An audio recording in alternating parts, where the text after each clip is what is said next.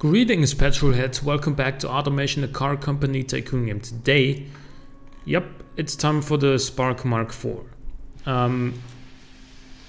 It's gonna be in 1980, and yeah, this is how it looks. It's kind of inspired by the Bolt in some ways, as you can probably tell. And it shares the V8 engine with the Flare Mark III. Yeah, Mark III. There will also be an N4 version though, and we're gonna build that on video. So, right, the body styling is pretty simplistic, especially on the rear. But you know, why not have it that way? I also added some braking lights, some extra braking lights, because I don't remember, I don't know anymore when those originally were became mandatory, but I added them just in case. So dual projector headlights on the front is also pretty cool for 1980. We have a steel space frame, there we go, there are wishbones all around, and a fiberglass body. It is rear-wheel drive, and the engine is the same that you get in the Flare Mark III, 300 horsepower, 4.2 liter flat plane V8 with dual overhead cams, 2 valves per cylinder, and yeah, right. This is gonna be the V8 version, so that's the fast one, which is for some reason also lighter than the flat plane V8 Spark Mark III. I guess the dimensions are a little bit smaller or something like that. But in any case, we will build an N4 version of this as well, and then look at the stats a little bit more closely. Now, since the old N4 engine is already from 1970, I guess it's kind of time to build a new one. Have an N4 from aluminium. Now, the old engine was 1.8 liters, I think. So we might actually go with something a little bit bigger, 2 liters perhaps.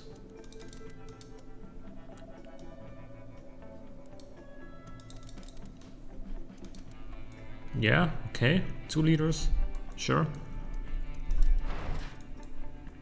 Forged internals, you know, lots of revs because we're gonna use those. Always put +10 quality into the head section for Marina. That's just their thing. They build very aggressive engine head setups, and therefore need lots of quality in there to sustain those revs. Let's make the valve cover like, yeah, I like this one actually, with a little bit of, yeah, with a little bit of shimmer. Yep. It is going to be naturally aspirated. It's going to have fuel injection with a throttle per cylinder setup. Going to be running on 91 octane fuel, probably somewhere like here, and then the compression is going to be a little bit lower as well, I think, but let's leave it here for now. Rev it up to 7200. I think it should be able to take it just fine. Yeah, we now have a 3-way cat, so that's gonna significantly improve our power output over the 2-way cat. And then also we need smaller diameter here. Okay, 170 horsepower. I don't really like the way this looks right now though.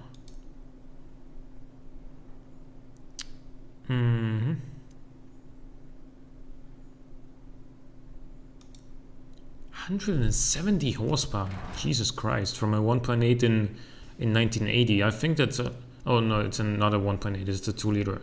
Excuse me, I forgot that we chose to increase the capacity.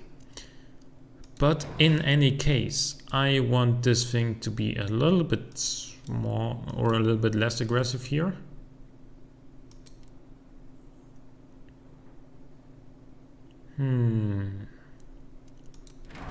Like that, perhaps? Yeah, okay, 153, we can work with this. Okay, torque now coming in a little bit earlier.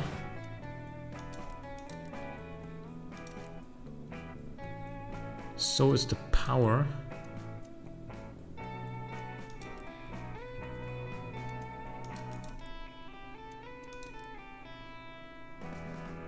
Let's keep it like this for now. 150 horsepower, 124 pound-feet of torque. Weighing next to nothing, 819.9 kilograms. Yeah, this is gonna be a lot shorter. And then like this, yep, 6.5 seconds acceleration time is pretty good.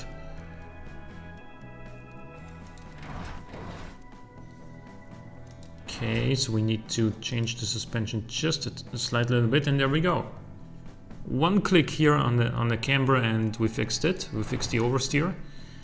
I'm gonna adjust this a little bit more. Yeah, 216 kilometers an hour is not bad for a 4-cylinder at all in 1980. We only have a lip up front, so that's worth considering. What if we do this? We actually get some very minimal positive downforce. You know, and you know, just the tiniest bit of downforce is sufficient to keep the car on the road, even at, you know, 1,000,000 miles an hour. Okay. Now, this is going to be the inline-4 version here. And then that's going to be 2-liter, 150 horsepower. Nice. That's the 1980. And 6.4 seconds now is 0 to 100. That's very cool for a 4-cylinder like this.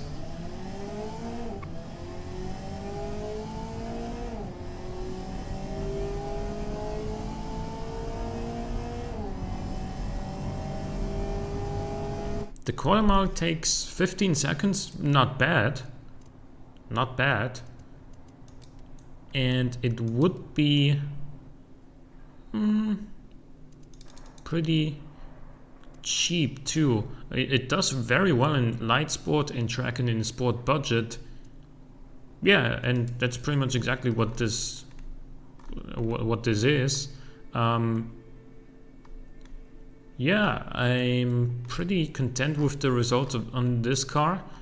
We will also check out some more stats on a V8, of course, though. Sportiness 37 on the inline-4 is also very nice. The V8 obviously has significantly less drivability because of this little thing here. Right. 5.3 seconds 0 to 100. Quarter mile is going to be done very quickly as well.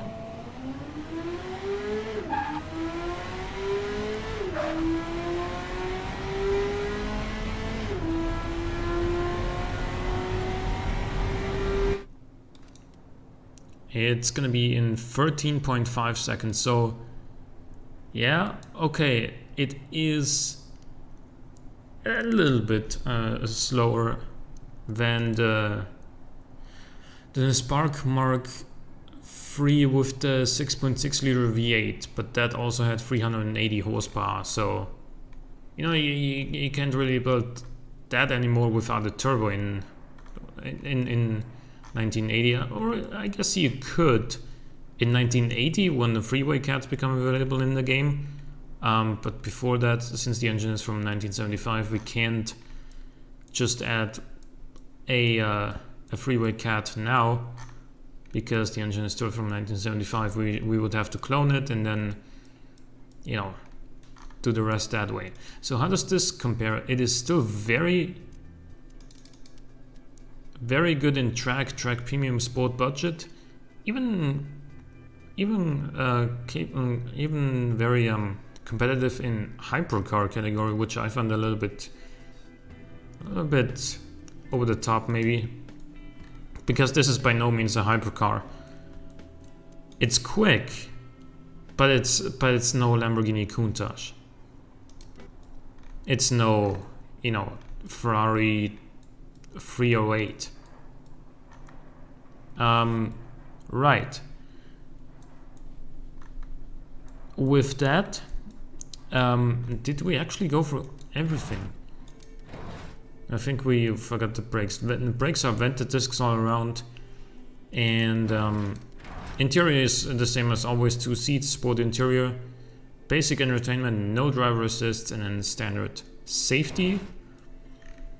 Yeah, that's why this car is also so light. Like a V8 rear-wheel drive coupe with 300 horsepower weighing less than 1,000 kilograms. That's gonna be fun. No matter how you turn it, that's gonna be fun to drive always, especially without driver aids. Yeah. Man, this is another one of those cars that I wish existed in real life, so you could perhaps find one on the used car market and, you know, to go for a drive. Because this would be, the wheel spin is just off the chain. This is just, it would spin its wheels so hard. I mean, let's see, how long would we spin our wheels? Actually, there's a graph for that, so let's check that out afterwards. First gear wheel spin, second gear wheel spin, third gear wheel spin. Yeah, okay. In the first 3 gears until, well, that's pretty much like 110 kilometers an hour. Yeah, until like here. And it goes to 63, okay. 263 kilometers an hour. It's a fast car. And I imagine these you could probably get, if they were to exist, now in 2016, you could probably get one of those for like $2,000, and you'd have 300 horsepower. That would be cool. Yeah, but I'm loving that idea, but you know, can't always have what you want. So hope you guys enjoyed this episode of Automation. Leave a like or comment if you did. Thanks for watching. I'll see you next time.